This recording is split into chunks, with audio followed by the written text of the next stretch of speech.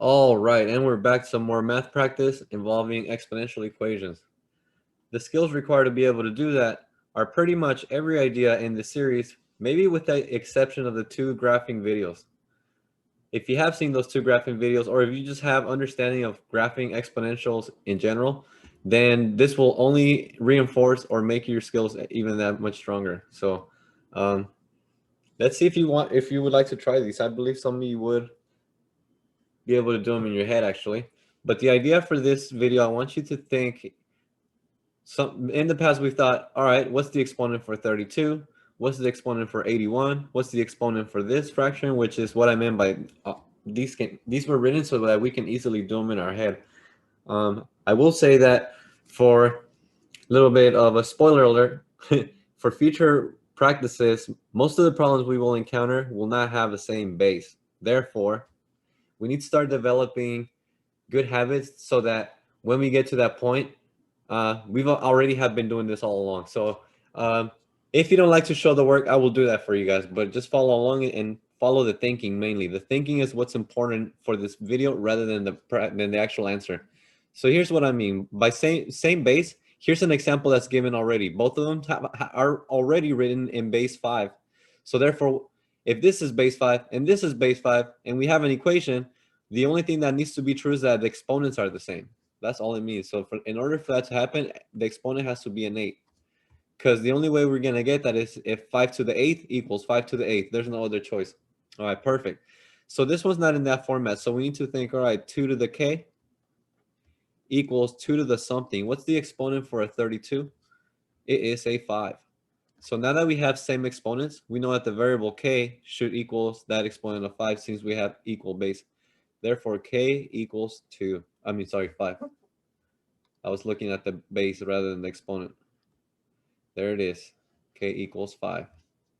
Next one should have a base of 3, and hopefully you can recognize that. So therefore, this is 3 to the m equal to 3 to the something.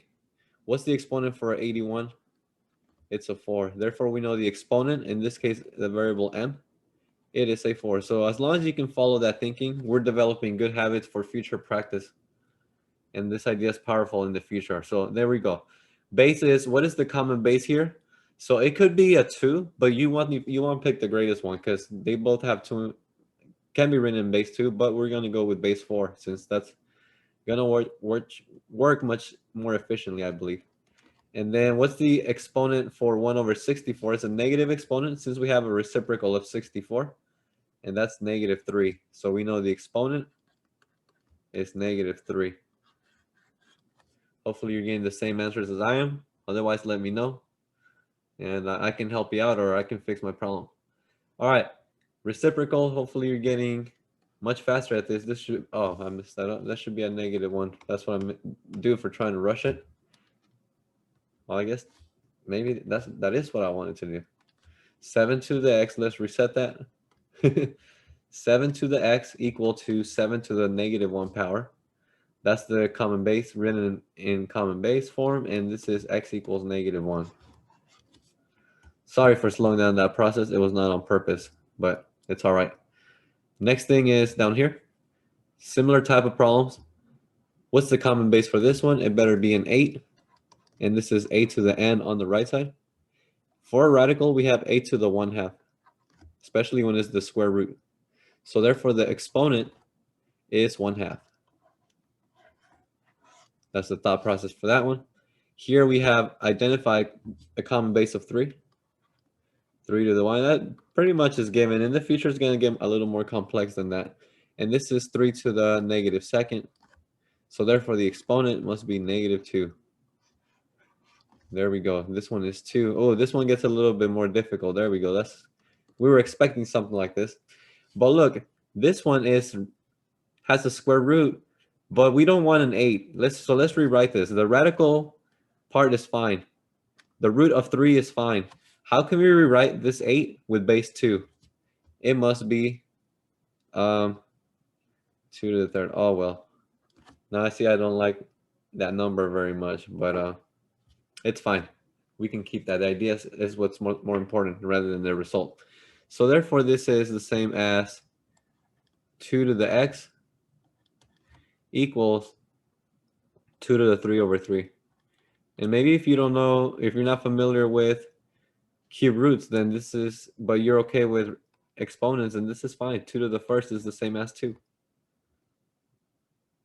I mean, 2 to the first is the same. Yeah, but now we want to set the exponents equal to each other. That's what I meant. The exponent is 1.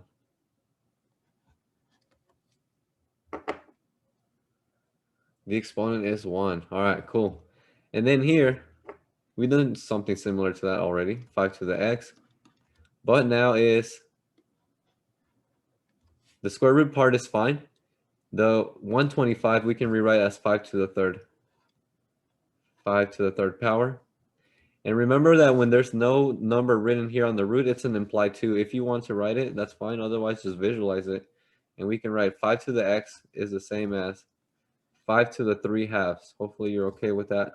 That order matters. 5 to the 3 halves. This is the root. This is the exponent. Root on the denominator. So therefore, x is equal to 3 halves, or 3 over 2.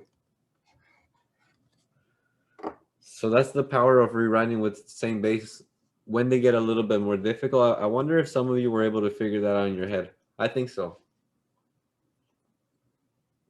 But then this makes it very clear to see what's going on. For these, that can easily be done in our heads. We've done that many times in previous practice. All right. What do we have down here? We hopefully notice same base and multiplication. Therefore, what can we do with those exponents? 4 to the x on the left side is going to equal 4 to the, we're going to add the exponents, therefore 4 to the 11th power. And we know that the exponent has to be 11 for a common base of 4. Hopefully you can visualize that. That should be straightforward by now. All right, what's going on with these exponents here? We have an exponent raised to another exponent. A power raised to another power means that we can do what with that? We can multiply those exponents, and look, that works out very nicely. What's 12 times 1/2? It is 6. 3 to the 6th, and therefore we know the exponent, since we have same base now, should be a 6. Cool. Look at that. That looks advanced and very confusing, but it's not if you know what to look for. And same here. We have division, same base. What can we do with those exponents? On the right side, we're going to keep 5 to the t. And then the order matters. 4 minus 12. What's 4 minus 12? It's going to be 5 to the negative 8. So t equals negative 8. That's the exponent for base 5. Cool. So I hope that you have noticed at this point how all the skills that we've been practicing are tying together very nicely with these equations. And let's make that a little bit more advanced, just a little bit, all right? And matter of fact, I'll tell you what's going on in number 2. It says 2a, but I want you to pay attention to the first, or matter of fact, all 6 problems on 2a. All right, and you will see them again, so don't worry if you didn't write them down or took a snapshot. But look at 2b. They're the exact same problems. I'll show you again if you don't believe. There it is. And the goal is, yeah, I'm going to solve them 2 times. But once again, the first time on letter A, I'm going to use what I think is the method that has more carryover power in the future for our practice. What's going to be more powerful and the techniques that we will be using in future practices. All right. And it will look, you will compare them. It will take a lot longer, and maybe not a lot longer, but we're going to show a lot more work than we will in letter B, what I call the lazy way. But the lazy way is you'll see is the fast way. The unfortunate part is that the lazy way won't work in the future, all right? Because we won't always have same base. So yeah, the lazy way only works for the common base problems. But like I said before, we won't always see that. So let's start to apply our thinking to what we know before. All right, so we have a base 2. Hopefully you can recognize by looking at these two, it is base 2. So we want to rewrite with same base, but not only that, we see what happening, some operation happening in the exponents. What do you notice is happening there? It's adding exponents. And then we think, all right, when have we added exponents in the before for what operation? We've seen them in this video when we are multiplying the same base. So we can rewrite the left side as 2 to the x times 2 to the first. All right. We've done that in previous videos. That was the main purpose for doing that before. That's so that we can apply it here. And therefore here we have 2 to the 16. I mean, for 16, the exponent should be a 4, 2 to the 4th. All right. And think of what we want to do here is isolate this 2 to the x. We have 2 to the x times 2 to the first. How do we undo multiplying by 2 to the first? Let's divide both sides. You can kind of visualize it. Let's divide both sides by 2 to the first. So therefore we get on the left side 2 to the x equal to, this will simplify, it was 2 to the 4th over 1. So it will simplify to 2 to the 4th over 2 to the first. All right, so check that out. And then we're going to ask ourselves, do we know what to do when we have the same base and what to do with their exponents? Yes, we do. We're going to subtract their exponents. So that's the same as 2 to, oh, maybe I should write it down here. Yeah, let's do that. Keep a nicer flow. This is the same as 2 to the x equals 2 to the, what's 4? Oh, the order matters. Is it 4 minus 1 or 1 minus 4? I think I already gave it away. It's 4 minus 1. So what's 4 minus 1? We're going to say, I'm just going to skip that word because we've done that many times. It's 2 to the 3rd. And therefore you recognize, look, the bases are the same. What's the exponent? It is 3. Cool. So there it is. I like this method because it applies everything we've done before into one type of problem. Excellent. See if you can, if you haven't done this before and you learned something from this one, see if you can do these ahead of my pace. Or otherwise, let's check it together. So again, we're going to have to do something on each side of the equation now. We're not just leaving it the way it is. What is it that we're going to do on the left side? Think about it. And what is it that we're going to do on the right side in terms of rewriting them? All right, on the left side, because we have subtraction of exponents, we're subtracting the exponents. That implies that we have some form of division with the same base. So it's 3 to the n, order does matter, over 3 squared. If you wrote 3 squared over 3 to the n, fix that. And on the right side, it's 3 to the 3rd power. So hopefully you recognize that. Think of it like we want to isolate this 3 to the n. So we want to undo dividing by 3 squared because we are dividing by 3 squared. How do we undo dividing by 3 squared? It's by multiplying both sides by 3 squared. I don't know, I guess I can do it right here. Times 3 squared.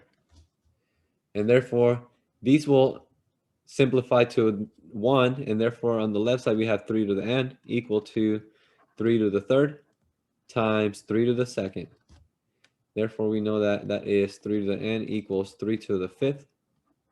Because we have same base, we can add the exponents, and the exponent for that should be a 5, since we have the same base. You can always check it to see if it works. Plug it back into the original equation. 5 minus 2 is 3, and therefore 3 to the 3rd is 27. On the last problem, we had 3, x equals 3. 3 plus 1 is 4, so 2 to the 4th is 16. So there we go. All right, let's check this one out. And again, we're rewriting. The main thing to think about is rewriting both sides of the equation with same base. This left side kind of gives it away in that it is base 4. We're adding exponents. Therefore, we should think something like 4 to the k times 4 to the 3rd, which equals, on the right side, 4 to the negative 2nd power, negative 2. Yep. That's the thought process. And we have multiplication. We want to undo multiplying by 4 to the 3rd so that we can keep this 4 to the k on the left side by itself. How do we undo multiplying by 4 to the 3rd? We're going to divide by 4 to the 3rd. So therefore we get 4 to the k on the left side equal to 4 to the negative 2nd over 4 to the negative 3rd. If you want to simplify this in another way, that's fine. But remember that order does matter when we're subtracting these exponents. 4 to the k is going to equal, the way you want to think about it already here on the right side, you want to think about this as 4 to the negative 2 minus 3. In that way, negative 2 minus 3 will give us negative 5. There it is. So 4 to the k equals 4 to the negative 5. That implies that k equals negative 5. You can plug it back into the original equation and check. and it does work. I don't know if you have never seen this before. I think this is a pretty cool way of solving equations of exponential format, in this with adding or subtracting exponents. I know a lot of textbooks don't really pitch this idea, but that's why we're here in this channel, because we do things the way that other people don't think about it. And I guess we have, oh yeah, 3 more, and then I'll show you the lazy way of doing them, right? And I don't hate to call it the lazy way, it's the efficient way, really. All right, so on the left side and on the right side, we will rewrite with base 7. So you see if you can get it ahead of me. On the left side, it should be 7 to the 1/2 power equal to 7 to the x over 7 to the first. That really matters, so you have to be careful with that. We want to isolate the 7 to the x. Therefore, let's multiply both sides of the equation. Since we're dividing by 7 to the first power, let's multiply both sides by 7 to the first power. So therefore, we get 7 to the first times 7 to the 1/2 equal to 7 to the x. 7 to the first and 7 to the first becomes 1. And we are left with 1 times 7 to the x, which is just 7 to the x. Too much explaining of that, right? But yeah, maybe some of us need to hear that, and it doesn't hurt. And then we see same base. What can we do with their exponents? We're going to add them. So in my head, I'm going to do it, but hopefully you get 7 to the 3/2 equals 7 to the x. You could think of this 1 as 2 over 2. 2/2 plus 1/2 is 3/2. Boom. That easy. And therefore the exponent should be a 3 over 2. I don't know, that's pretty cool. Even though that this is showing more work than we will in the next problem, this still looks pretty cool. All right, and we have 2 other rules that we haven't quite used here, or 1 more. It's pretty advanced if you don't remember it, all right? Because it's not as commonly used as adding and subtracting. But we have multiplication right here. So remember that. For what scenario do we multiply exponents? When we have power to a power, power to a power, or exponent to exponent. Therefore, on the left side, we should be thinking something like 2 to the third to the x. And let's check. Does this give us 3x back? Yep, 3 times x is the same as 2 to the 3x. And on the right side, it's going to be 2 to the 6th power. And therefore, what I can do now is, all right, let's simplify. Oh, maybe I don't want to see. That's what this one is kind of confusing. Maybe I'm going to go back to 64. You'll see why. I just saw it. Because what I'm going to do is simplify what's inside the parentheses. What's 2 to the third? That's what I meant. I'm going to simplify that part. What is that? It is 8. And that becomes 8 to the x equals 64. Therefore, I can think, all right, what's the exponent for 64? It is a 2. Yeah, that's all right. It's still good thinking. And you can plug it back in to the original equation and check that it definitely works. All right, same thing here. This one's a little bit more, even though it's the same idea, it's more difficult to think about if you haven't encountered something like this before. But I do want you to think, let's do a little bit of I don't know, let's write a note to ourselves somewhere here.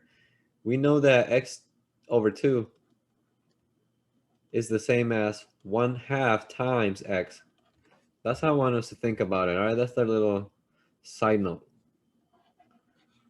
All right, we're going to use that idea and apply it here. Apply right there. So therefore, this is what I mean. 9 to the 1/2 times x equals 81, which means that we can write this as 9 to the 1/2 inside the parentheses now to the x. When we multiply exponents, it means that we had an exponent raised to the other one. And that's still a. I'm just going to leave it as 81 because you will see what happened here. This is 9 to the 1/2. And what does 1/2 exponent or 1/2 power mean? It means the square root. So in other words, what is the square root of 9? It is 3. This becomes 3 to the x equals 81. And therefore we can figure out, all right, the exponent is 4 for 81. And done. But that was the more efficient, like the more conceptual way of doing this. and what I hope that you emphasize for future practices. If I were taking a test where time really matters, then I will apply the method that I'm going to show you next, because really it's more efficient that way. Not gonna lie. If you're taking a time test, or if you just want to do this quickly, right? All right, so here we go. Here's how I want you to think of the next, and even though it's the same equation, I want you to think of it as 2 to the something. Forget the plus 1. We're not going to rewrite this one, but we are going to rewrite this one. We're going to say, all right, 2 to the x plus 1, that's something, equals 2 to the 4th power. And now we see that, look, this is the same base. Therefore, the exponents must be the same. What's the exponent on the left side? The exponent on the left side is x plus 1. What's the exponent on the right side? It is 4.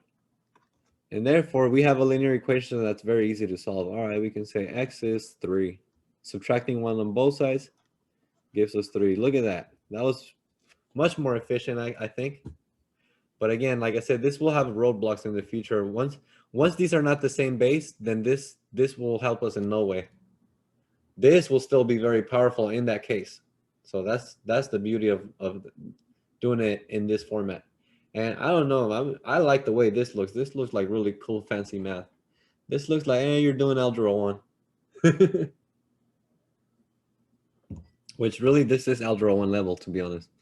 All right, let's see if you can do those faster than me now. I'm going to use that same type of thinking. Think 3 to the something equals 3 to the 3rd. So because the bases are the same, therefore the exponents must be the same. The something is n minus 2, and the other exponent is 3.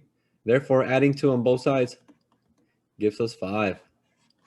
You can check the work from above. We get the same answers, 3 and 5. I won't do that all the time, but I would recommend that you check that yourself. All right, this one right here, we have 4 to the something equals 4 to the something, which that something is negative 2 for the right side, and it's k plus 3 on the left. Now, because the bases are the same, the exponents must be the same.